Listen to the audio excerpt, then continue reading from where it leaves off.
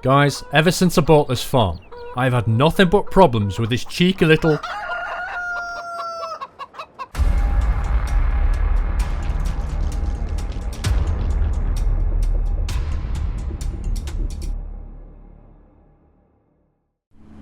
Hi guys, Squirrel here. This is Farming Sim 15.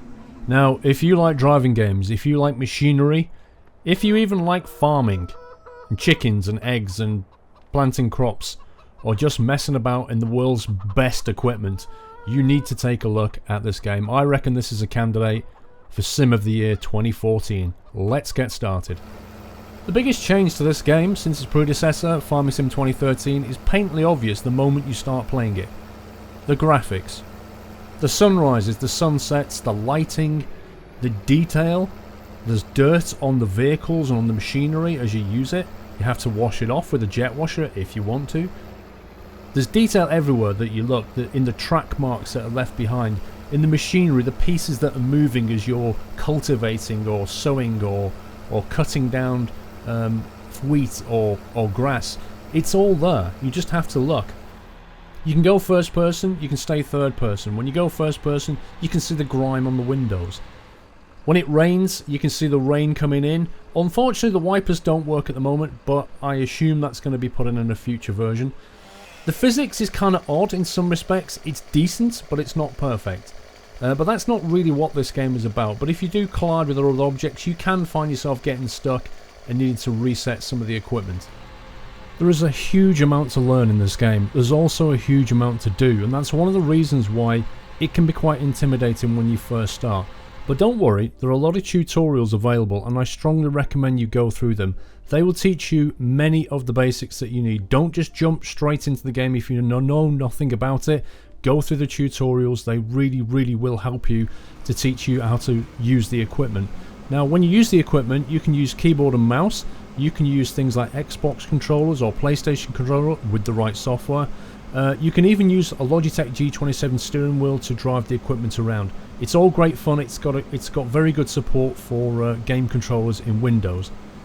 Now you've got a career mode. You've also got 3 levels of difficulty: easy, normal and hard. A lot of them will govern around how much initial loan you've taken and how good your crop yields and the money you get for it. You can have up to 20 save games, and you can have up to 2 maps currently. There's the US map, which is very flat, if you like, and very based around crops. And then you've got the Scandinavian map, which has a lot of forestry in it. So if you're into forestry, Scandinavia is definitely the map to go for.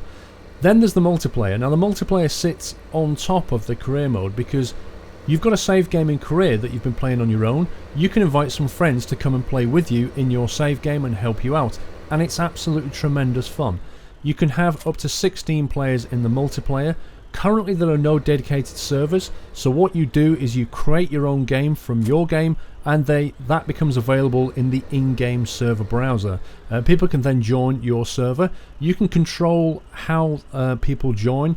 You can do things like kick and ban people. You can password protect the server itself, and you can stop people from selling equipment or from resetting vehicles, and you can control how money is shared. So depending on what kind of a lobby you're creating, whether it's actual real life friends or just people off the internet, you can control things quite nicely. In the game you can accelerate time in career mode and in multiplayer, anything from 1 times to 120 times. Now the reason that you need to do this is because obviously it takes time for crops to grow, and what you need to do is to accelerate time so that crops will grow within a reasonable amount of real time. You then want to slow time down so that you've got time to harvest it, and you'll have to govern the time multiplier in order to get the best use of your crops and all the rest of it. Speaking of crops, there are different kinds of crops. There's beet, potato, wheat, barley, canola, corn, sugar beet, all kinds of stuff. Generally they all follows a very similar pattern. What you do is you buy the land, you then cultivate it, you choose the crop that you want to seed the field with, you seed it, optionally you can fertilize it to get better yield, and then you wait for it to grow. And while it's waiting for it to grow, you can go and do other things around your farm depending on how big it is. You can either hire workers so that you can set them off to drive the equipment for you, because obviously ploughing a field, whilst it's fun, can get a little bit tedious, and if you've got 6 other fields to do, You can hire workers, but they are quite expensive to operate. They will hit your bottom line if you're trying to get money. You then harvest the field when it's ready, and then you can sell or store the contents depending on what it is. It could be seed, in which case you can store it in your silos. It does have a simple in-game economy in the system, so some prices will fluctuate up or down. You might want to keep the stuff in your silo while there's a downward spiral, and then when the prices go up, go and quickly sell it. There's also these kind of random jobs that appear around the map, and it will give you a certain amount of time to shift, you know, something across the map or supply something. It's kind of random. It depends on what equipment you've got and whether you can be bothered, but if you do it, you get bonus money. Now you can get into forestry as well. There's plenty of forestry to be done. You can woodcut by hand with a chainsaw, or you can get all kinds of expensive equipment, machines to cut logs, or even to turn it all into wood chips. When you harvest your fields, you can turn those into bales of hay. You can then feed the hay back to your animals. Same with grass. You can cut grass. You can then package it nicely into the back of your trailer and then go and use it and feed it to your animals. Your animals then produce silage amongst, you know, things like, there's cows, sheep and chickens. They might produce silage, waste products. You can then bottle that, put it in a nice big tanker and spray it all over your crops for all the nitrate goodness, and that will improve your yield. Or you can even sell silage as well in the in-game economy. Now, at the end of the day, you've got to clean your equipment. You don't have to, but you can do. There's a jet wash available. There are so many things to buy in this game. There's a huge amount of equipment to play with. And that's just out the box. And let's not forget that Farming Simulator has a massive mod community. Possibly bigger, probably bigger than Euro Truck Simulator.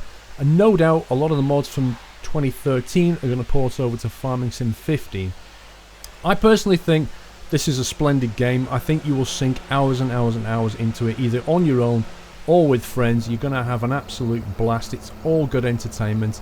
Definitely gets a thumbs up from me. And don't forget, in the video description, there's a link where you can go and buy this game cheaper than Steam in my store. It's out on PC this year. Next year it's out on Xbox 360 and Xbox One, PlayStation 3 and PlayStation 4. By then, I think the mod community will be established. Don't forget to give me a rating, guys. Thumbs up if you like the video. Take care, and I shall see you on the farm.